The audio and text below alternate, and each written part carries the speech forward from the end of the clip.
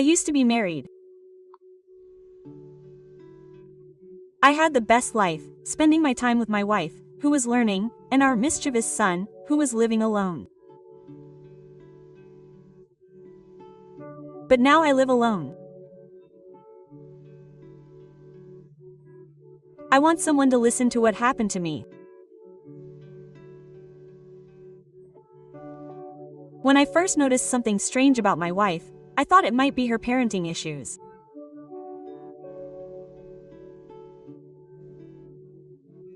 Our son, who was 3 years old at the time, used to sleep through the night, but suddenly he started crying every night.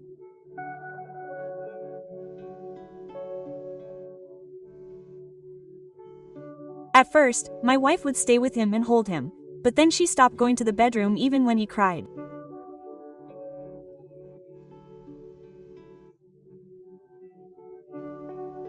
When I tried to go, she would tell me to wait because she would go, but then she stopped saying anything even when I was there to help.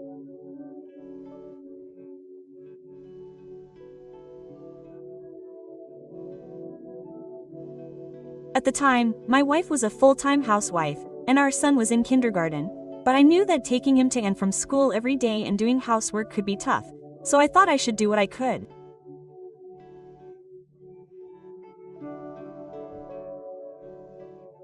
Gradually, my wife's attitude became colder, and she wouldn't come with me when I asked her to go out.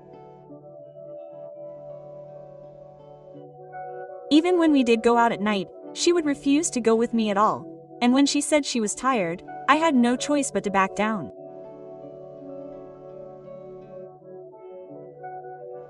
She seemed to be able to take care of our son as usual except at night, but I still worried.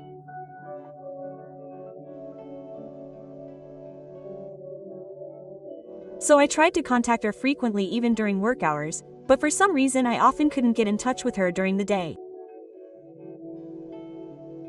I'm sorry.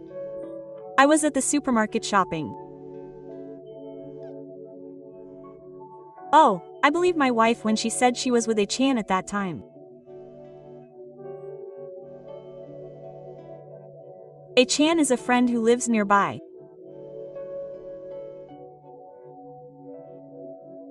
The contents of the refrigerator were a bit empty considering she was at the supermarket shopping, and dinner was often filled with other ingredients or takeout.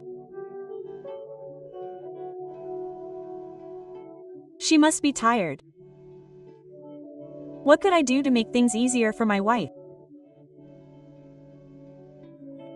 With that in mind, I consulted a small-time colleague and got an unexpected response. Isn't your wife cheating on you? To be honest, I was angry at the unexpected response. There's no way my wife would cheat on me. If she had that kind of energy, she would laugh more. But once the word cheating stuck in my head, I started to suspect something. I feel like I've been seeing more accessories and clothes that I've never seen before lately. If she's been shopping at the supermarket every day, why isn't the contents of the refrigerator increasing? I'll apologize if I'm wrong. With that in mind, I took a request for help on a weekday. I decided to stake out the house from a place where I could see what was going on and investigate my wife's behavior. Then I saw something shocking.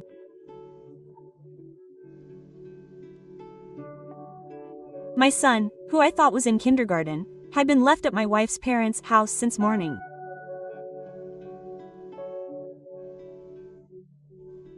My son was screaming loud enough to be heard from a distance, telling Mom not to go.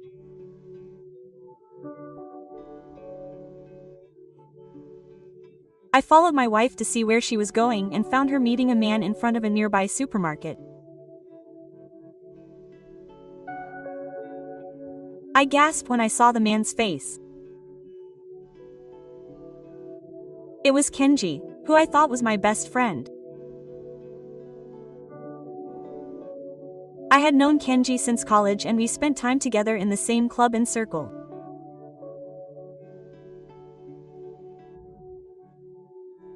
I gave a speech at Kenji's wedding, and Kenji was the organizer for the second wedding reception of our wedding.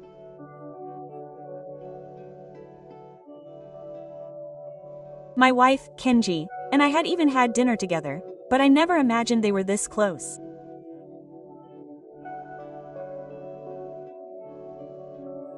I felt like everything was going dark before my eyes, having been betrayed by two people I trusted at once.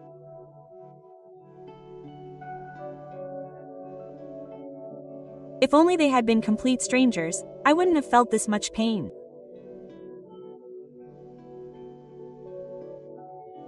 After leaving the Love Hotel, the two went into a nearby family restaurant.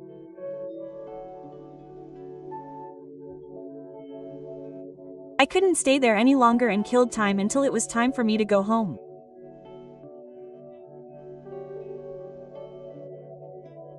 I didn't know what kind of face to make when I left, but I tried my best to look like I was in the Heisei era and opened the front door.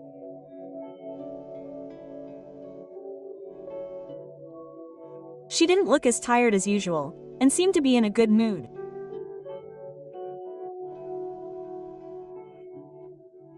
She had made my favorite beef stew, saying that it was on sale at the supermarket today.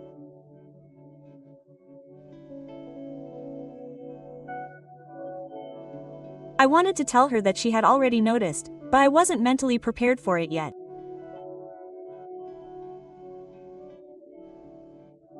So I decided to throw a light jab. It was getting cold, after all. How about I invite Kenji over for some hot pot for the first time in a while? Yeah.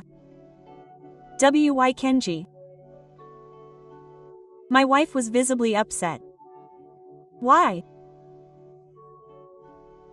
I just wondered if he was doing well since we hadn't seen each other recently.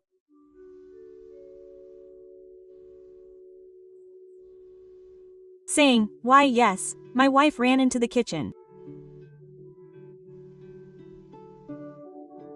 I took out my cell phone and called Kenji.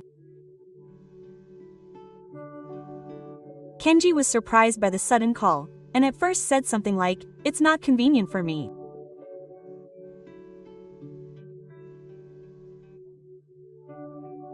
But I got a half-hearted reply like, "Ah, but maybe next week."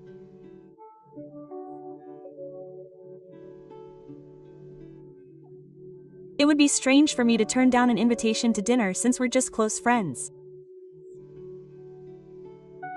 On the appointed day, I left my son at my parents' house. When I told my parents that I wanted to talk to them slowly, just the adults, they were happy to take care of them.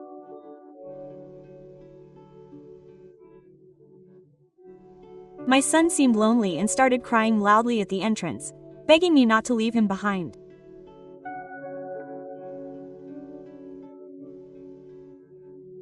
I felt heartbroken, but I didn't want my son to hear what I was about to say.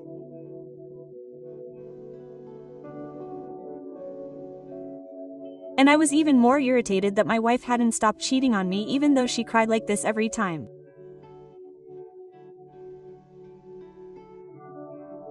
As I was walking home, I saw Kenji coming from the opposite direction. "Oh, Kenji, it's been a while." When I called out to him, Kenji smiled back, but it was a rather awkward laugh.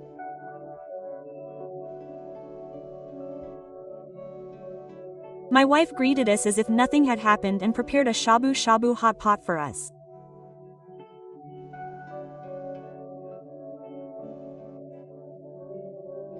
We all sat down and were about to toast, when I said, "You guys have nothing to say to me."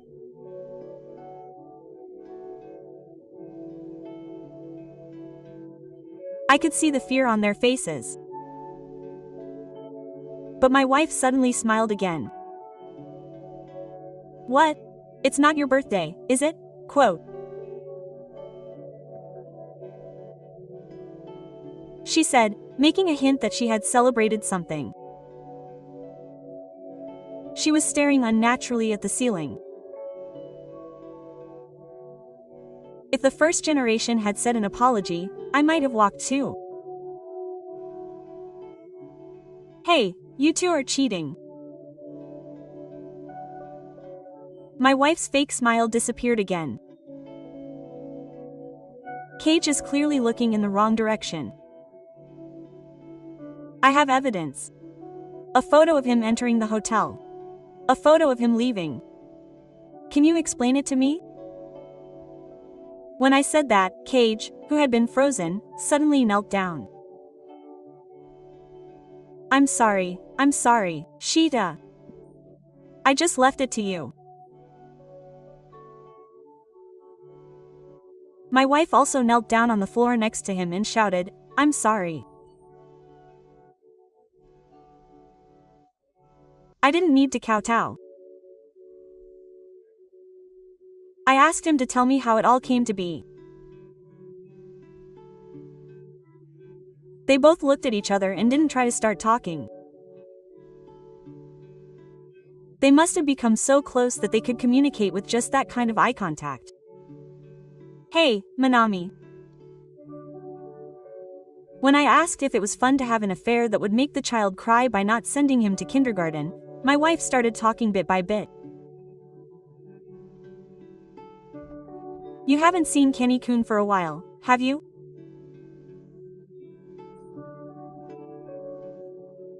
So when we met at the supermarket, I got nostalgic and suggested we go out for lunch together, and then he told me that I looked pretty.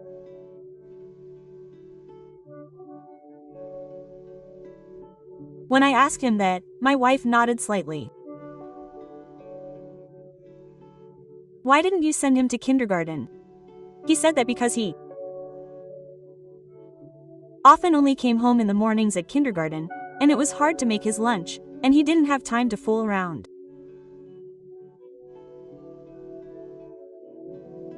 My wife tried to say something back, but she just hung back and said nothing. Kenny didn't mean to break up our family, and he didn't mean to betray us.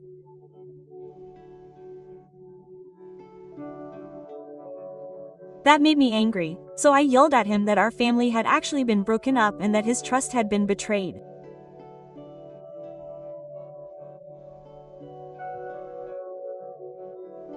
I stood up, went to the closet, and threw my wife's luggage into the big trip. Then I showed her the key and told her to get out. I was sending the rest of the furniture to her parents' house. My wife shook her head desperately while crying, and said, No, I'm sorry. I'll never see or contact Kenny again. So please let me try again. Quote.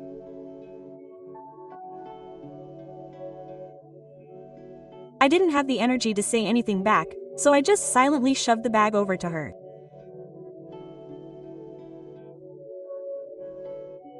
My wife still wouldn't accept it, so I threw the bag out the front door.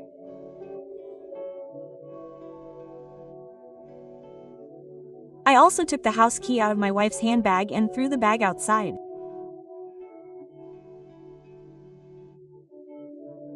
While she was looking for the key, her purse came out of the bag, so I threw it in Kenji's face.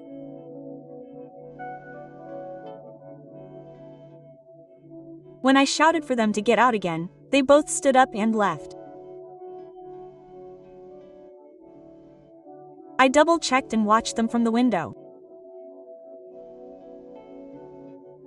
They staggered along, carrying the travel bag.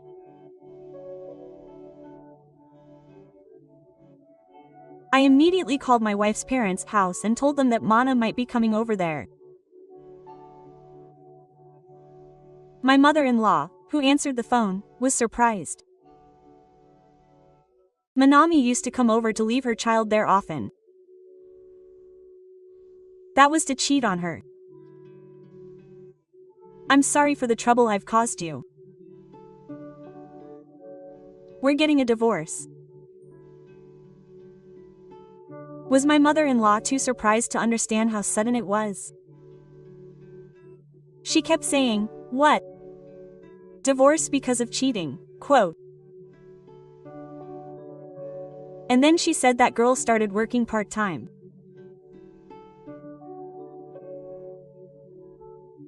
She also told me that she had asked me to take care of her for a while because her work hours and kindergarten schedule didn't match.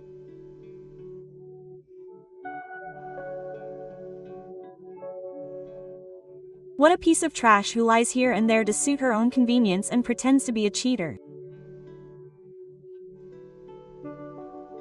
I'll get back to you with the details of the divorce procedures. I told her that I had been indebted to her and hung up the phone. Now it was my turn to contact my parents. I explained the situation to my mother and told her that I wanted to go back to my parents' house. It seemed to have been a shock to my mother as well, and she cried on the phone, saying, "You must have had a hard time." Hearing those words made my heart ache. After hanging up the phone with my mother and not moving for a while, the intercom rang. When I answered, it was my wife's parents. Apparently, my wife had returned to her parents' house alone. It must not have been that difficult, as it was a neighborhood where even a 3-year-old child could walk around. My wife's parents got down on their knees at the front door and apologized for what my wife had done.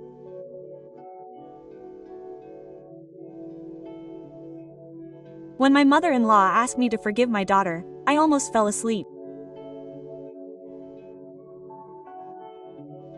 "Mom, that guy was cheating on me with my best friend while using our child as a prey.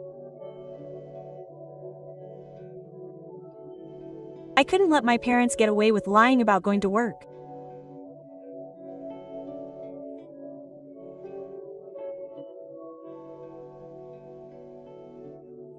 My wife's parents couldn't stand up.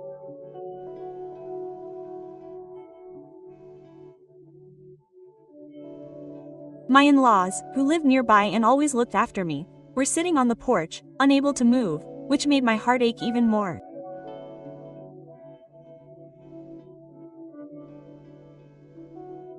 It wasn't my fault that things turned out this way. My mother-in-law asked me what I was going to do with Ree after the divorce and what had become of my grandchild. I told her that I would take care of her and raise her. I couldn't leave her in the hands of a lying and treacherous mother, and she finally started crying. Gifu also looked down with red eyes. It was late at night, so I told her I would contact her again later and sent her home that day. When I got back to my parents' house, my son was sleeping sprawled out on the futon in my room. When I heard that he had fallen asleep crying because he wanted to see Mom and Dad, I finally started crying.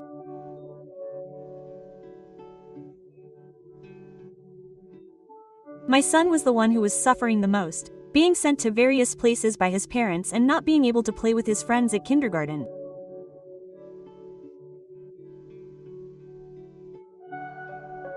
I took my sleeping son's hand and we fell asleep holding hands that night. The next day, my wife called. She said she wanted to talk things out, so I told her we should decide on the division of assets and whether we were serious. After pausing for a moment, she said, "We're going to get a divorce after all."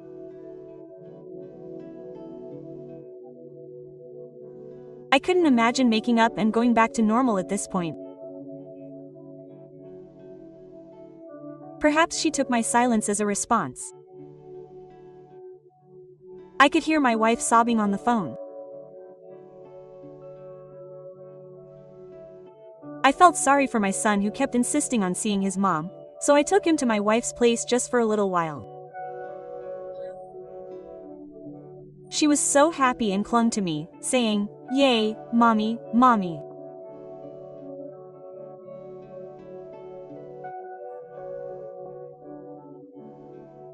She wouldn't let go, and she was crying her eyes out while hugging my son. Seeing this, I decided not to take it seriously.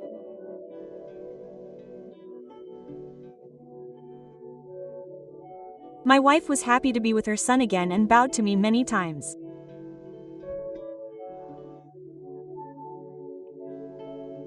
When I told her that I doubted he was my son, she said, "That's not it.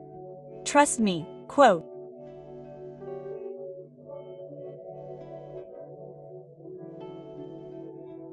With those words, I left my wife's parents' house. I had always loved my son more than anyone else, but for some reason my feelings for him suddenly cooled.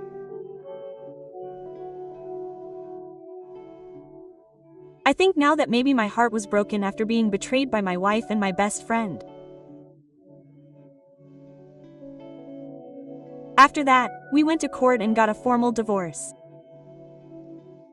My wife ended up keeping our son, Shinken. I only asked for alimony from Keji and not from my wife.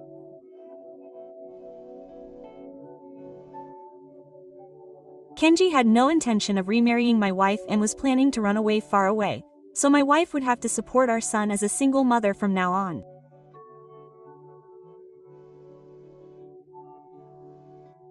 I thought that paying alimony would make our lives even harder.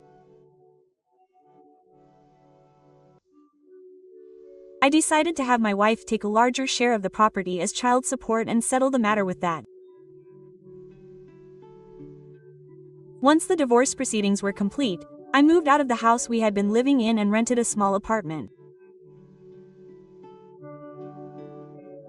I had lost my family and friends, but I still believe that my life is not over. I am happy that the bad relationship has ended, and I am going to start a new life from here.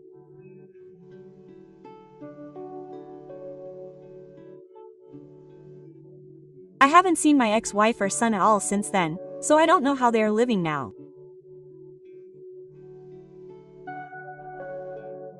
He's probably an elementary school student now, but I can only vaguely remember his face now. I thought living alone would be lonely, but it turns out there are some fun and enjoyable aspects to it.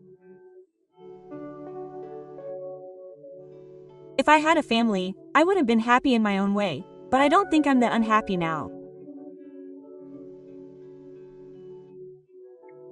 I've experienced a certain amount of life with a family, so now I want to try living a life where I can enjoy being alone. Perhaps the only asset I've gained from this incident is that I can think positively about everything.